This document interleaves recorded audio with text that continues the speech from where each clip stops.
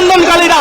আমরা দেখানোর চেষ্টা করছি সরাসরি আন্দোলনকারীদের সঙ্গে এই মুহূর্তে কার্যত পুলিশের সঙ্গে যেন একেবারে যুদ্ধ হাতাহাতি, একেবারে লড়াই রণক্ষেত্র শুরু হয়ে গিয়েছে।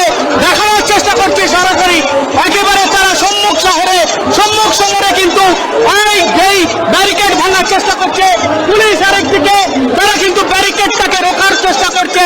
আন্দোলনকারীদের যেন চাপে পুলিশ একেবারে পিষ্ট হয়ে চলে যাওয়ার মতো পরিস্থিতি এই মুহূর্তে সরাসরি আপডেট দেওয়ার চেষ্টা করছি।